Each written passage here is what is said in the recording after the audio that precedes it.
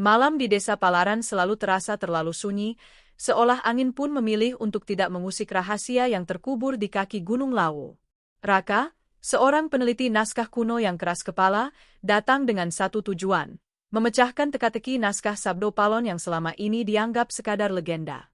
Namun sejak hari pertama ia menginjakkan kaki di desa itu, Raka merasakan sesuatu yang tidak wajar, seolah ada mata tak terlihat yang mengamatinya dari balik pepohonan, menanti ia mengambil langkah yang salah. Ratri, juru kunci muda yang diwariskan tugas menjaga situs-situs tua di Palaran, memperingatkannya berkali-kali agar tidak membuka jalur terlarang ke Sendang Laris, tempat yang dipercaya sebagai pintu gaib peninggalan para empu. Namun Raka tidak pernah percaya pada larangan tanpa alasan. Apalagi ketika ia menemukan sebuah naskah rapuh yang menyebut pusaka tumbal Nusantara, senjata gaib yang katanya hanya akan memilih pemilik dengan jiwa yang paling siap untuk dikorbankan. Pada malam keempat, rasa penasaran itu memuncak. Raka memaksa Ratri membawanya ke Sendang Laris. Jalan setapak yang mereka tempuh semakin dingin meski tidak ada angin. Semak-semak bergerak sendiri, dan kabut muncul tiba-tiba, menggulung seperti napas makhluk besar yang sedang tidur di perut bumi. Ratri mulai gelisah, namun Raka justru merasa semakin terpanggil. Seolah ada suara samar yang berbisik jauh di telinganya, memanggil namanya pelan, memaksa langkahnya bergerak maju. Begitu mereka tiba di tepian sendang, airnya tampak hitam pekat seperti tinta. Di tengah genangan itu berdiri sebuah batu berlubang dengan cahaya aneh yang berdenyut di dalamnya, seakan jantung raksasa yang masih hidup. Raka menghampiri tanpa mempedulikan teriakan Ratri. Semakin dekat, cahaya itu semakin kuat, dan tiba-tiba suara berat bergema, bukan dari luar, melainkan dari dalam dadanya sendiri. Waris yang terpilih akhirnya datang. Tanah bergetar. Air sendang naik membentuk lingkaran. Dari dalam batu, sebuah pusaka berbentuk keris pendek muncul perlahan, mengeluarkan hawa panas dan dingin sekaligus, seperti menarik hidup dan mati dalam waktu bersamaan. Raka meraihnya, namun begitu kulitnya menyentuh gagang keris itu, tubuhnya membeku. Matanya terbuka lebar, memantulkan bayangan ratusan wajah masa lalu. Wajah para tumbal yang pernah mencoba menguasai pusaka tersebut, tapi hanya menjadi korban. Ratri berteriak memanggilnya, namun suaranya seperti tenggelam. Raka melihat bayangan Sabdo Palon sendiri berdiri di belakangnya, wajahnya samar, penuh murka sekaligus belas kasih. Senjata ini bukan hadiah. Ini ujian. Dan setiap jiwa yang menyentuhnya akan meninggalkan sesuatu. Dalam sekejap, Raka merasakan sebagian kesadarannya hilang ditarik ke dalam pusaka. Tubuhnya gemetar, namun matanya terang, bukan lagi seperti manusia biasa. Ratri mundur, ketakutan melihat perubahan itu. Keris kuno di tangan Raka kini berdenyut seperti makhluk hidup, dan bisikan-bisikan dari masa lampau memenuhi udara, menandai awal dari sesuatu yang tidak bisa dihentikan. Malam itu, legenda yang selama 500 tahun terkunci akhirnya bangkit kembali. Dan Raka, suka atau tidak, telah menjadi bagian dari kutukan Sabdo Palon. Sejak malam Raka menggenggam pusaka tumbal Nusantara, suasana desa Palaran berubah drastis. Angin yang biasa lembut kini berputar seperti pusaran tak terlihat, membawa bisikan yang tidak pernah diucapkan manusia. Rumah-rumah tua berderit tiap malam, seolah rangka kayunya mencoba mengingatkan para penghuni bahwa sesuatu telah kembali ke dunia ini. Namun perubahan terbesar terjadi pada Raka. Tatapannya tidak lagi sama. Ada kilatan asing di dalam matanya, seperti seseorang yang sedang mendengarkan suara lain di kepalanya, suara yang bukan miliknya. Ratri, yang sejak kecil hidup dengan larangan-larangan leluhur, mulai menyadari satu hal. Pusaka itu tidak memilih Raka karena ia layak. Pusaka itu memilihnya karena ia sedang mencari jiwa baru untuk diikat. Setiap kali Raka memegang keris itu, udara di sekitarnya berubah dingin, dan bayangan hitam muncul sekilas di belakang pundaknya. Ratri mencoba bertanya, namun Raka selalu menjawab dengan suara datar, nyaris tidak mengenalinya. "Aku tidak apa-apa," katanya. Tapi Ratri tahu, itu bukan jawaban Raka, itu jawaban pusaka. Untuk mencari jawaban, Ratri nekat membuka ruang bawah tanah tempat leluhurnya menyimpan kitab larangan. Ruangan itu tidak pernah boleh dibuka tanpa izin, namun situasi kali ini jauh melewati batas kewajaran. Saat pintu kayu tua itu terbuka, hawa panas menyambutnya, seperti ruang itu menyimpan napas orang yang sudah terlalu lama terkubur. Di atas meja batu, buku kuno berwarna merah tua menunggu, sampulnya sekeras kulit dan beraroma besi karat. Dari kitab itulah Ratri mengetahui kebenaran yang tidak pernah diajarkan pada generasi muda, pusaka tumbal Nusantara bukan senjata suci. Keris itu dibuat sebagai penyeimbang antara dunia manusia dan dunia gaib, ditempa dari nyawa para empu yang dikorbankan secara sukarela atau dipaksa. Setiap kali pusaka itu bangun, ia mencari satu jiwa baru untuk menggantikan energi yang hilang.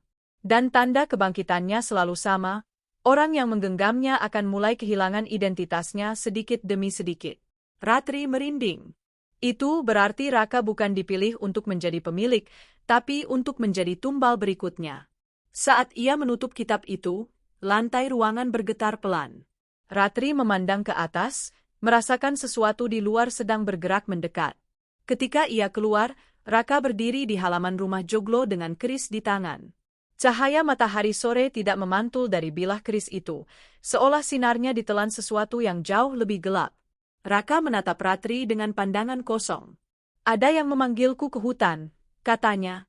Suaranya datar, tetapi ada gema halus di baliknya, seperti suara dua orang yang berbicara bersamaan. Ratri menahan napas.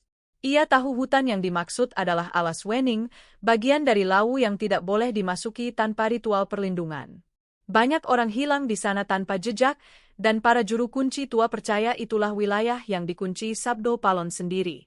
"Jangan pergi," Ratri memegang lengannya, namun sentuhan itu membuat tubuh Raka bergetar seperti tersengat listrik. Keris di tangannya berdenyut, mengeluarkan suara lirih seperti desahan makhluk lapar. "Aku harus," Raka menjawab, tapi Ratri merasakan kalimat itu dipaksa keluar dari mulutnya.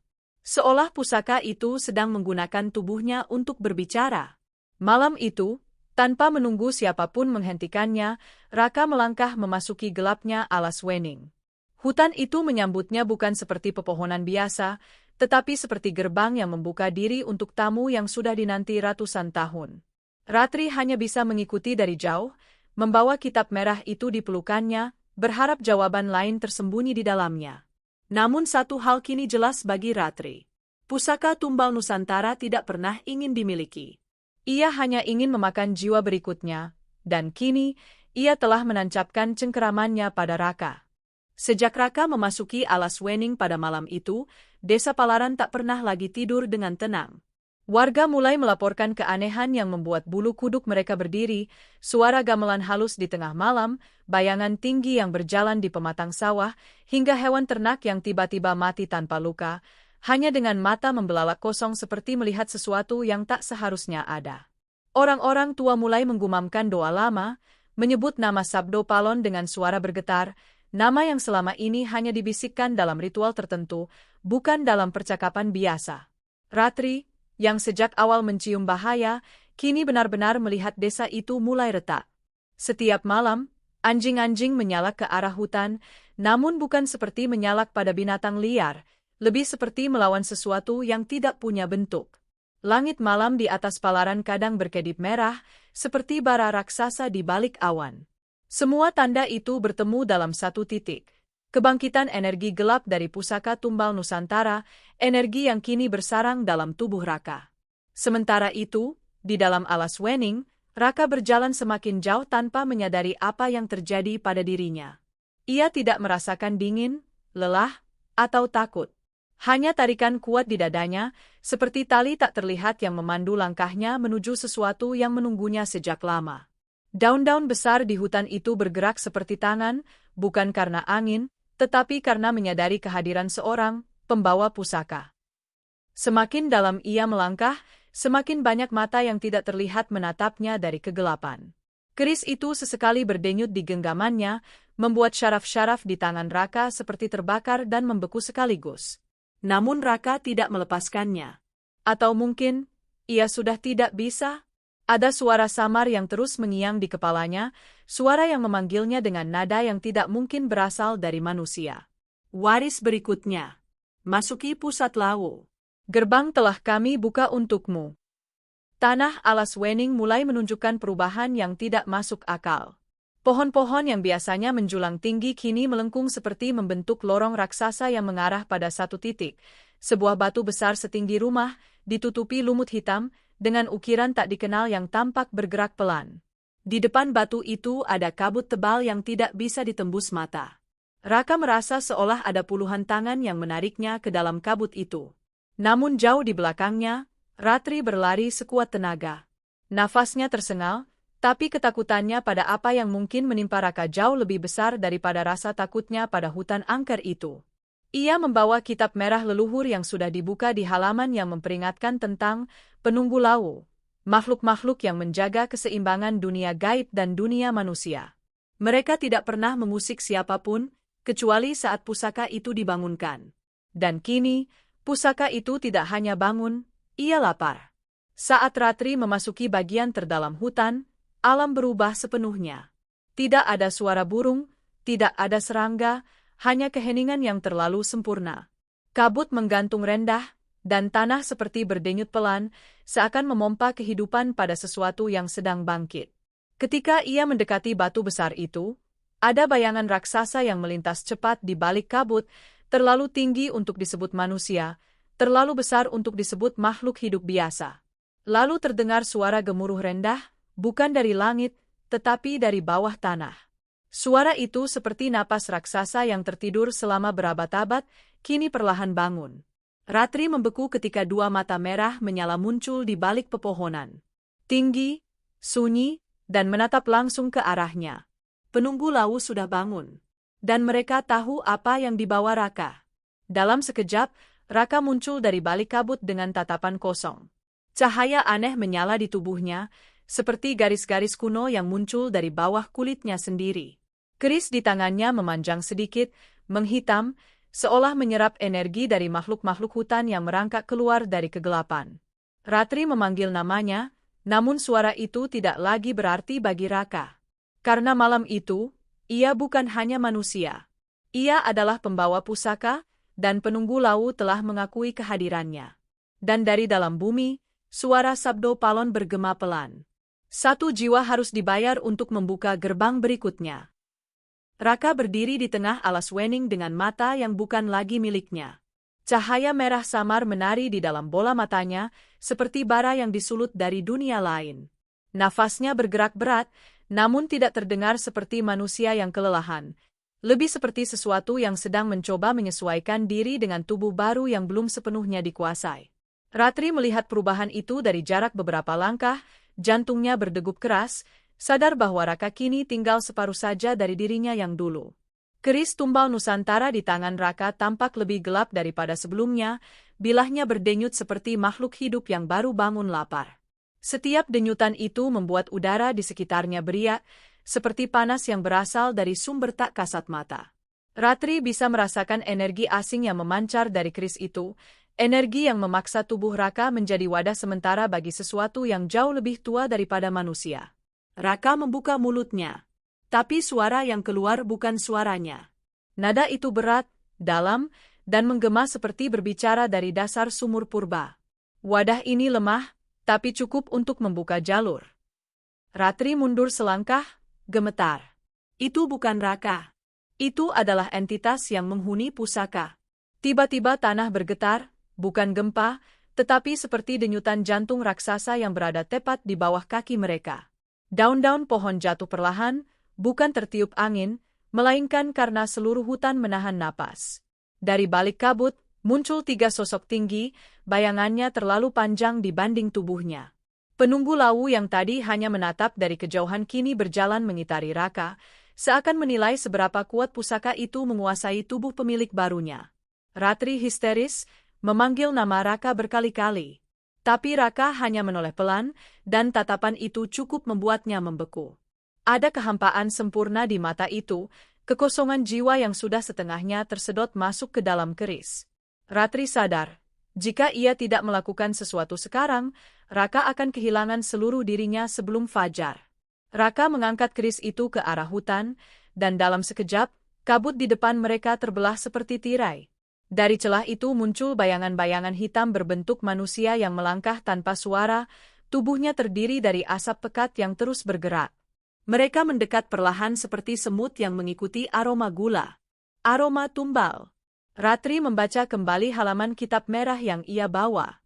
Di sana tertulis, ketika pusaka meminjam tubuh, ia akan mencari jiwa terdekat yang paling rapuh, dan itu akan menjadi tumbal pertamanya. Wajah Ratri memucat.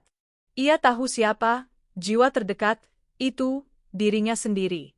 Pusaka itu memanggilnya sejak Raka menyentuhnya pertama kali. Ratrilah yang menjadi tumbal potensial. Raka bergerak ke arahnya, perlahan, mekanis, seperti boneka yang ditarik benang. Ratri, panggilnya. Suaranya separuh Raka, separuh sesuatu yang ingin memutus kehidupan. Ratri mundur, namun kakinya tersangkut akar pohon. Ia jatuh, menatap Raka yang kini mengangkat keris tinggi-tinggi, siap menuntut jiwa pertama untuk membuka gerbang gaib berikutnya. Namun saat bilah keris itu hampir menyentuh kulitnya, Raka tersentak.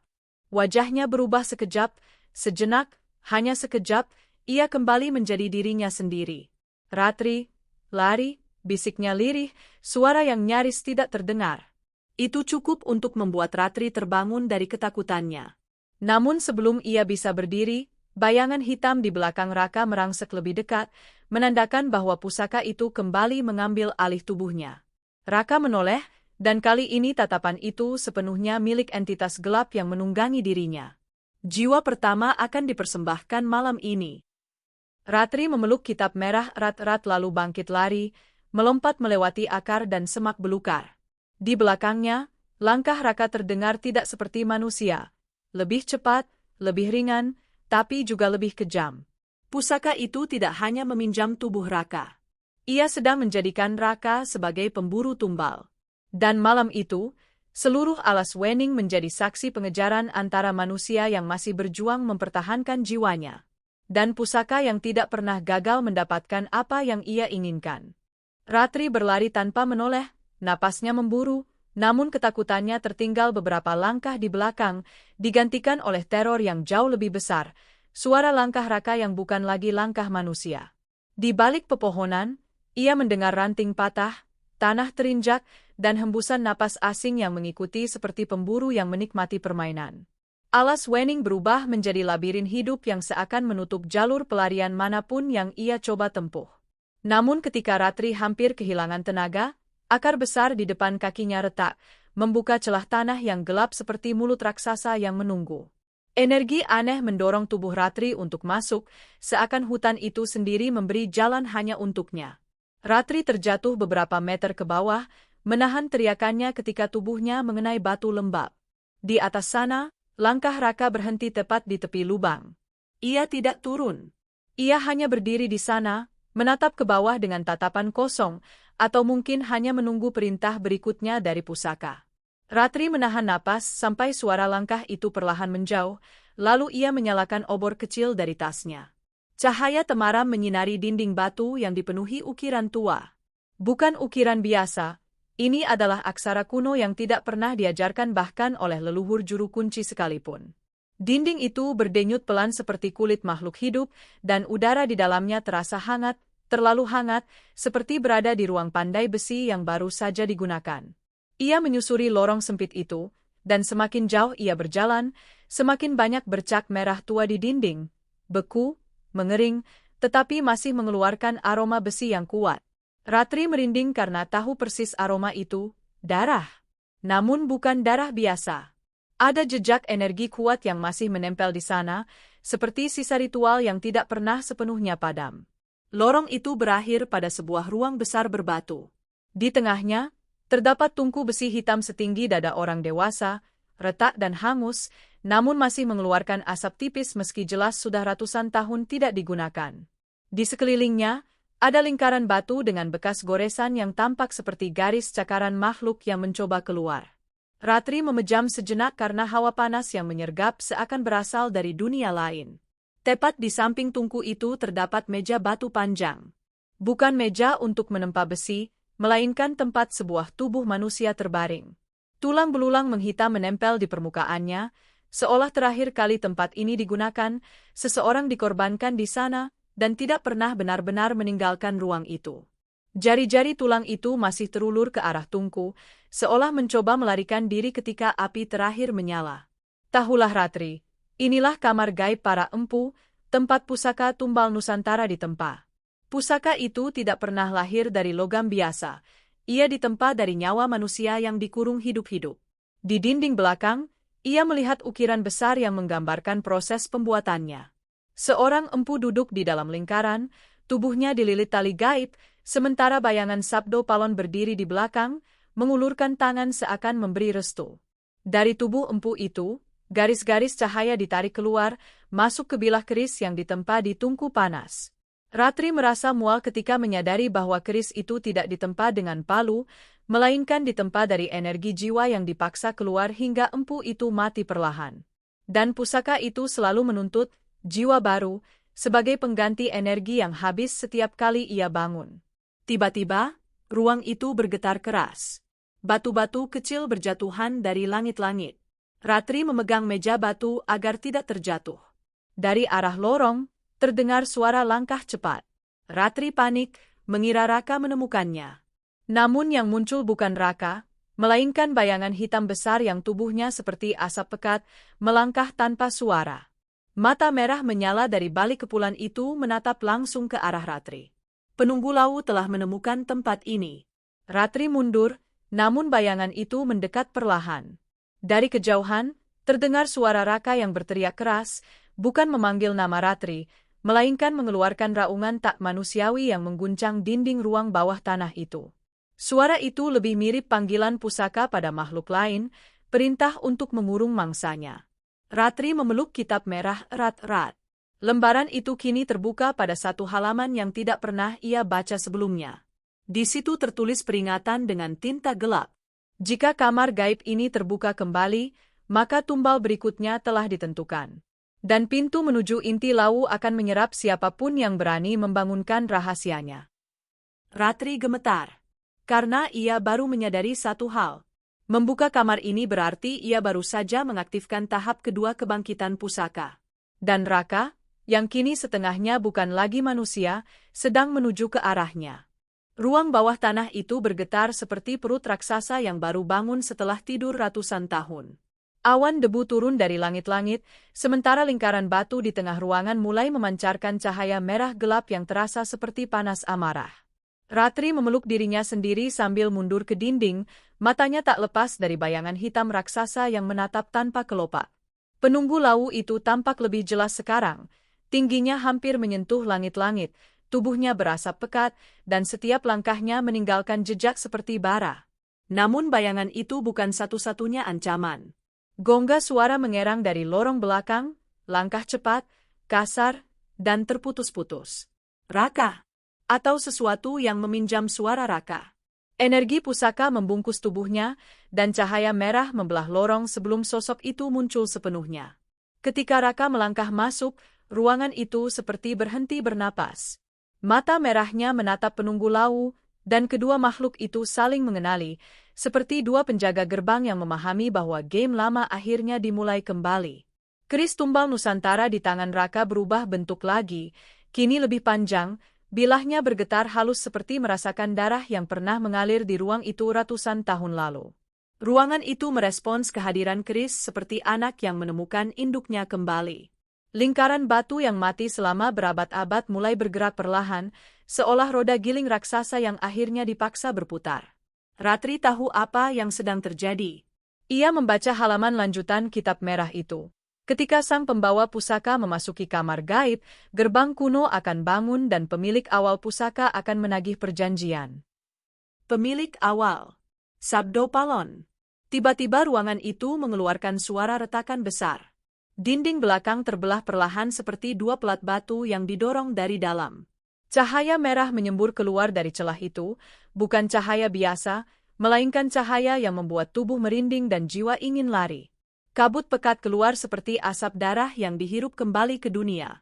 Ratri menatap dengan ngeri saat sosok samar mulai muncul dari dalam celah itu. Bukan tubuh manusia. Bukan bayangan. Melainkan sesuatu di antaranya. Wajah itu muncul pertama, tidak jelas sepenuhnya, seperti memandang topeng yang terbuat dari kabut dan cahaya.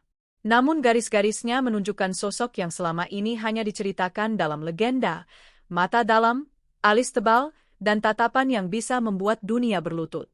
Suara berat bergema dari seluruh ruangan, bukan dari mulutnya, melainkan dari dinding, tanah, dan udara sekaligus. Janji yang diukir dengan jiwa tidak bisa dibatalkan. Leluhurmu telah melanggar. Kini waktunya menagih. Cahaya merah itu menyapu Raka. Tubuh Raka bergetar keras, seolah entitas itu sedang memeriksa seberapa layak wadah yang ia pinjam.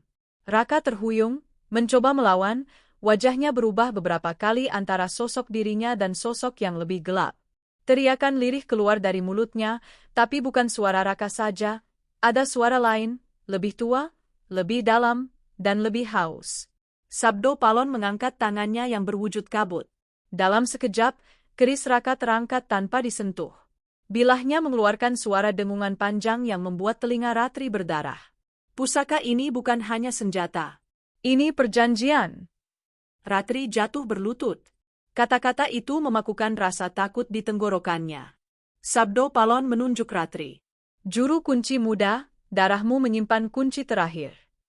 Leluhurmu menyembunyikan perjanjian. Kini engkau harus membayar. Penunggu Lau bergerak, membentuk lingkaran, seakan melindungi ritual yang sebentar lagi dimulai. Tanah bergetar semakin keras ketika gerbang kuno itu terbuka sepenuhnya. Di baliknya tampak pusaran energi berwarna merah hitam yang berputar seperti rubanah menuju dunia lain, tempat arwah para empu terperangkap, menunggu tumbal baru untuk menggantikan mereka. Raka tiba-tiba berteriak keras, tubuhnya melengkung ke belakang. Cahaya merah dari keris masuk ke dadanya, membuat seluruh tubuhnya memancarkan garis-garis kuno yang kini menyatu dengan kulitnya. Sabdo Palon memperhatikan dengan tenang, seperti tuan rumah yang sedang menilai kesiapan seorang prajurit. Wadah ini hampir lengkap. Ratri bangkit dengan tubuh gemetar. Jangan sentuh dia, teriaknya. Sabdo Palon menoleh perlahan. Tatapannya membuat ruang itu terasa lebih sempit. Perjanjian leluhurmu memutuskan ini. Jika satu jiwa tidak diserahkan, dunia ini akan retak seperti dulu. Raka tiba-tiba menatap Ratri, kali ini dengan sisa kesadarannya. Ratri, jangan biarkan aku jadi pintu. Suaranya terputus, tenggelam, lalu digantikan suara pusaka yang jauh lebih tegas. Bawalah tumbal. Atau biarkan gerbang terbuka selamanya. Ratri menatap gerbang merah itu, Raka yang hampir hilang, dan Sabdo Palon yang menunggu dengan kesabaran abadi. Di malam itu, Ratri sadar. Keputusan berikutnya akan menentukan apakah dunia manusia tetap utuh, atau menjadi korban kebangkitan pusaka. Angin malam di Bukit Watu Geni mendadak berubah seperti desisan makhluk lapar. Awan berdiri di antara dua tebing hitam yang saling menghadap, tubuhnya gemetar, bukan karena dingin, tapi karena sadar bahwa ia akhirnya tiba di batas yang tak pernah seharusnya diinjak manusia biasa. Ki Jati Kawula berjalan di depan, langkahnya pelan namun mantap, seperti seseorang yang tahu bahwa sekali saja ia ragu, roh-roh yang mengintai di balik bebatuan akan mengoyaknya tanpa ampun. Awan, bisiknya tanpa menoleh, mulai dari sini, setiap bisikan yang kau dengar bukan suara angin. Jangan jawab apapun yang memanggil namamu. Awan mengangguk, tapi detik berikutnya ia langsung menyesal karena suara itu datang begitu dekat, seperti dari balik tengkuknya sendiri. Awan, kembali, kau belum semestinya di sini. Suara itu terdengar terlalu akrab, terlalu lembut, seolah berasal dari seseorang yang pernah ia kenal. Namun Ki Jati menghentak tanah dengan tongkat kayunya, membuat suara itu menghilang seperti asap terbakar. Itu bayangan dari masa lalu, ujar Ki Jati tegas. Pusaka Tumbal Nusantara selalu memanggil dengan wajah orang-orang yang pernah kau sesali. Mereka terus berjalan hingga tiba di sebuah rongga batu alami yang membentuk semacam pintu raksasa. Dari celah-celahnya merembes cahaya merah redup, seperti bara api yang hampir padam namun tetap bernafas. Disinilah, menurut Ki Jati, Sabdo Palon pernah memerintahkan para penjaga gaib terakhir untuk menanamkan energi pusaka yang kini menjadi sumber kegaduhan jagat. Tidak ada manusia yang boleh menyentuhnya, kecuali mereka yang siap kehilangan sebagian jiwanya untuk menghidupkan kekuatan itu kembali. Awan terdiam, dada berdebar. Seluruh rangkaian perjalanan ini mulai masuk akal, Pusaka Tumbal Nusantara bukan sekadar benda keramat, tetapi penentu keseimbangan dan sekaligus penghisap jiwa.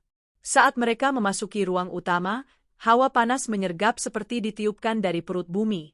Di tengah ruangan, menggantung di udara, tampak sebuah bilah senjata yang tak memiliki sarung, berputar pelan seperti magnet yang mencari pemiliknya. Bilah itu tidak berkilau seperti logam biasa, justru menyala dengan warna keemasan yang seolah berasal dari dalam roh manusia. Ki Jati menunduk, suaranya berat. Itu pusaka Tumbal Nusantara. Senjata yang dibuat dari sumpah, bukan dari logam.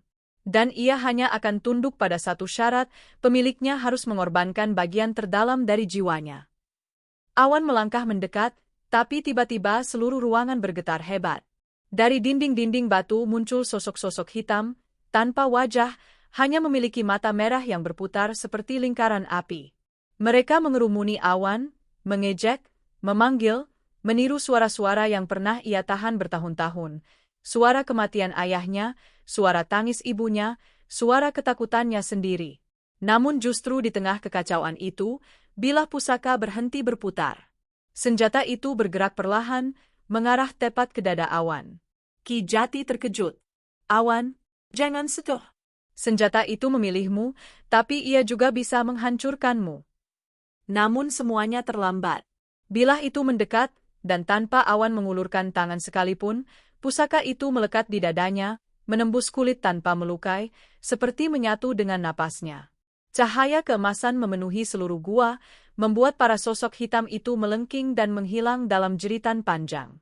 Ketika cahaya mereda, Awan berdiri terhuyung, matanya berubah lebih dalam, seperti menyimpan sesuatu yang bukan miliknya. Ki Jati menatapnya dengan ketakutan yang tak pernah ia tunjukkan sebelumnya. Kau telah diterima. Tapi harga yang kau bayar barusan, mungkin baru akan kau pahami saat semuanya sudah terlambat. Awan mencengkeram dadanya, merasakan getaran halus di bawah tulangnya. Ada suara samar, tidak menyeramkan, tapi juga bukan manusia. Sebuah suara kuno yang berbisik, waktumu tinggal sedikit, gunakan aku sebelum mereka bangkit seluruhnya.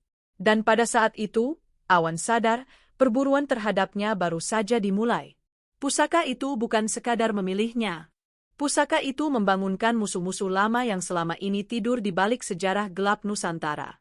Kilatan cahaya terakhir di Bukit Watu Geni perlahan meredup, meninggalkan udara pekat yang terasa seperti dicampur debu arang dan napas makhluk yang tak kasat mata. Awan berdiri terpaku, tubuhnya masih bergetar setelah pusaka Tumbal Nusantara menyatu dengan jiwanya. Ki Jati Kawula menyentuh bahu Awan dengan hati-hati, seolah ia menyentuh sesuatu yang bisa meledak kapan saja. Mulai saat ini, ujarnya dengan suara serak, kau bukan lagi sekadar manusia. Tapi kau juga bukan penjaga. Kau berada di titik yang bahkan Sabdo Palon pun enggan menyentuhnya. Awan ingin menjawab, tapi tenggorokannya tercekat. Ada suara lain yang mendahuluinya, suara yang kini menghuni dadanya. Suara itu lembut namun dingin, seperti seseorang yang berbicara sambil tersenyum tanpa bibir. Mereka sudah mencium keberadaan kita, bersiaplah. Suara itu membuat Ki Jati refleks mundur, matanya melebar. Itu, suara pusaka. Kau bisa mendengarnya? Awan mengangguk perlahan, dan Ki Jati menunduk dalam-dalam. Kau dalam bahaya yang tak bisa kujelaskan. Belum sempat mereka bergerak meninggalkan gua, tanah bergetar dengan ritme aneh. Bukan seperti gempa, tapi seperti langkah raksasa yang bergerak dari bawah bumi. Dinding Watu Geni memancarkan retakan merah menyala. Dari celah itu muncul tangan-tangan hitam panjang, merayap seperti akar pohon yang haus darah. Ki Jati langsung mengangkat tongkatnya, membentuk lingkaran cahaya tipis di sekitar mereka. Penunggu lawas, teriaknya. Mereka bangkit lebih cepat dari dugaan. Sosok-sosok itu keluar satu persatu, tinggi, kurus, dengan wajah menyerupai topeng kayu tua yang retak. Mata mereka hitam, lebih gelap dari malam, dan setiap langkah yang mereka ambil membuat hawa dingin menembus tulang. Mereka tidak menyerang Ki Jati. Tidak juga menyerang Awan. Mereka hanya menunduk kepada sesuatu yang berada di dalam tubuh Awan. Suara pusaka itu kembali berbisik. Mereka mengakui pemilik baru, tapi mereka tidak bersumpah setia. Mereka menunggu, kapan kau melemah? Awan menelan ludah. Ki Jati, Apa yang mereka inginkan? Bukan kau, jawab Ki Jati. Tapi bagian jiwamu yang kini menjadi pintu. Pintu untuk apa? Untuk sesuatu yang jauh lebih gelap dari mereka. Langit di luar berubah merah. Burung-burung berhenti berkicau. Angin berhenti. Bukit Watu Geni seakan ditarik oleh kekuatan yang tidak terlihat. Ki Jati menarik awan keluar dari gua, memaksa meskipun awan kesulitan bergerak karena beban energi yang bergetar dalam tubuhnya. Namun saat mereka mencapai mulut gua, tanah di depan mereka terbelah dan sebuah bayangan besar muncul, melayang tanpa kaki. Rambutnya panjang hingga menyapu tanah, tubuhnya tanpa wajah, hanya ada mulut menganga dari dada ke perut, mengeluarkan suara seperti 1000 pintu besi berderit. Ki Jati memucat.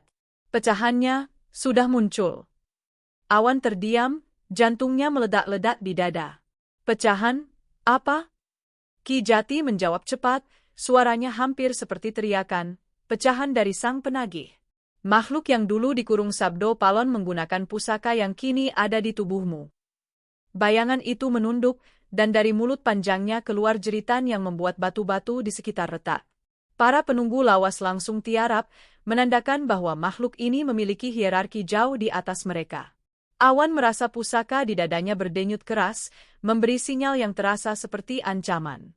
Suara itu kembali berbicara, kali ini lebih serius, tanpa nada samar. Jika pecahan ini bersatu, dunia manusia akan kehilangan batasnya. Dan kau adalah satu-satunya pintu yang mereka incar. Ki Jati menarik awan mundur, membawa mereka kembali ke jalur sempit di samping tebing. Kita harus pergi ke Lembah Aru, katanya cepat. Di sana, Sabdo Palon meninggalkan segel terakhir. Jika tidak, pusaka itu akan meledak dalam tubuhmu dan membuka jalan bagi sang penagih. Awan mengangguk meski tubuhnya terasa berat. Setiap langkah seperti menyeret batu.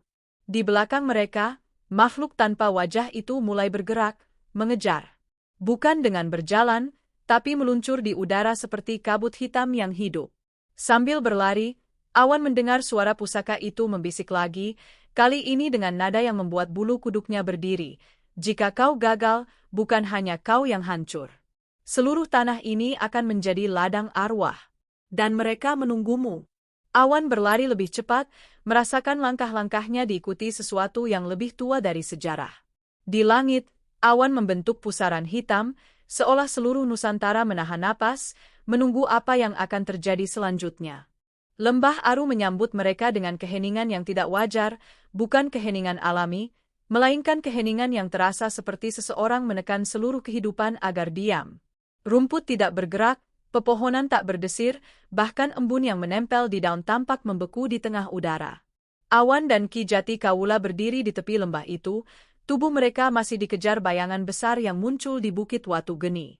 Cahaya senja berubah kehitaman karena kehadiran sesuatu yang mengikuti mereka dari jauh. Awan, ujar Ki Jati pelan, di tempat inilah Sabdo Palon mengunci segel terakhir. Jika kita gagal mengaktifkannya, pusaka di tubuhmu akan melelehkan jiwamu dan membuka jalan bagi sang penagih sepenuhnya. Awan mengangguk, meski ia tidak benar-benar memahami apa yang terjadi pada dirinya. Tubuhnya berat, napasnya pendek, dan ada suara samar yang terus memanggil dari dalam dirinya. Suara yang bukan suara pusaka. Suara yang terdengar lebih tua. Suara yang memaksa. Mereka menuruni lembah. Di tengah lembah itu berdiri sebuah batu raksasa berbentuk lingkaran patah, seperti pintu purba yang ditanamkan setengah badan ke dalam tanah. Permukaannya diukir penuh tulisan kuno yang berpendar merah, seolah baru saja diukir oleh tangan raksasa. Ki Jati menghampiri batu itu, menempelkan kedua telapak tangannya, lalu menutup mata. Segel ini hanya bisa terbangun jika pemilik pusaka menyerahkan sesuatu yang tak bisa dipulangkan kembali, katanya lirih. Dan kau, Awan, adalah pemilik itu. Awan menatap batu itu, lalu menatap dadanya sendiri. Sejak pusaka menyatu dengannya, ia merasa ada dua sisi dalam dirinya yang lama, penuh ragu dan takut, dan sesuatu lain yang lebih gelap, lebih lapar. Suara pusaka berbicara, segelnya haus. Ia hanya membuka jika kau memberi bagian dari jiwamu. Tapi kau tidak akan mati, hanya tidak akan pernah sama lagi. Namun sebelum awan bisa bergerak, tanah bergetar keras. Getaran itu datang dari belakang mereka. Ki Jati menoleh cepat dan wajahnya langsung memucat. Dari atas bukit, turun makhluk tanpa wajah yang tadi mengejar mereka. Pecahan sang penagih. Tubuhnya menggantung di udara, mulutnya menganga dari dada hingga perut, mengeluarkan suara jeritan panjang yang menggema di seluruh lembah. Dari jeritan itu, tanah merekah dan makhluk-makhluk kecil setinggi lutut muncul, berlari seperti anak-anak yang kehilangan akal, mengelilingi lembah tanpa arah. Awan, segera mulai, teriak Ki Jati, mengangkat tongkat dan membuat dinding cahaya melingkari mereka. Para makhluk kecil itu menabrak dinding cahaya, melengking, namun terus menekan seperti kawanan hewan lapar. Sementara itu pecahan sang penagih melayang lebih dekat, tubuhnya bergetar seperti asap panas. Awan menempelkan tangannya ke batu segel. Rasanya seperti menyentuh bara api yang hidup. Tiba-tiba kilatan cahaya menyambar tubuhnya, membuatnya terlempar beberapa langkah. Dari dadanya muncul cahaya keemasan, warna pusaka.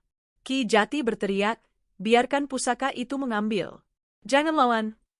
Awan menggertakkan gigi. Cahaya dari dadanya semakin kuat, menarik sesuatu darinya. Ia merasakan bagian dari dirinya, kenangan, suara, rasa takut, bahkan harapan kecil yang ia simpan bertahun-tahun, terhisap keluar. Batu segel mulai berderak, retak, dan terbakar dari dalam. Tulisan-tulisan kuno menyala lebih terang. Lembah bergetar seperti akan runtuh. Namun pada saat itu, pecahan sang penagih menjerit lebih keras dan meluncur ke arah awan dengan kecepatan mengerikan. Ki Jati berusaha menahannya, tapi dinding cahayanya pecah seperti kaca. Makhluk itu hampir menyentuh awan, mulutnya terbuka lebar siap menelan seluruh jiwanya. Tiba-tiba pusaka di dalam tubuh awan meledak dengan cahaya keemasan. Cahaya itu memanjang seperti bilah, membentuk wujud senjata utuh di udara. Sorotnya menusuk tepat ke arah makhluk itu. Sang penagih terhenti, tubuhnya tersentak seperti ditarik kekuatan tak terlihat. Lalu terdengar suara lain, bukan dari pusaka, bukan dari Ki Jati, tetapi dari batu segel yang kini menyala penuh. Suara yang dalam, berat, dan menggetarkan tanah. Wahai makhluk yang pernah dikurung, kembali pada bayangmu. Waktumu belum tiba. Pecahan sang penagih terlempar mundur, tubuhnya pecah menjadi debu hitam yang tersedot ke dalam retakan tanah. Makhluk-makhluk kecil menjerit dan meleleh menjadi kabut. Lembah Aru kembali hening. Awan terjatuh berlutut. Napasnya berat. Matanya kosong beberapa detik, seolah ada bagian dirinya yang hilang selamanya. Ki Jati berlari menghampiri, memeluk bahunya. Awan, kau berhasil. Segel aktif kembali. Tapi, apa yang diambil darimu? Awan membuka mata pelan. Tatapannya berbeda, lebih dalam, lebih gelap, lebih tajam. Aku tidak tahu, katanya pelan. Tapi pusaka bilang ini baru awal. Ki Jati mengangguk, menatap langit yang kini bersih. Mulai sekarang, seluruh Nusantara akan mencari tahu siapa dirimu sebenarnya. Dan musuh-musuh lama Sabdo Palon akan bangkit satu persatu. Awan berdiri perlahan, merasakan denyut halus pusaka di dadanya. Ia tahu satu hal, apapun yang telah hilang dari dirinya, bayarannya baru dimulai. Dan perjalanan gelap itu belum selesai.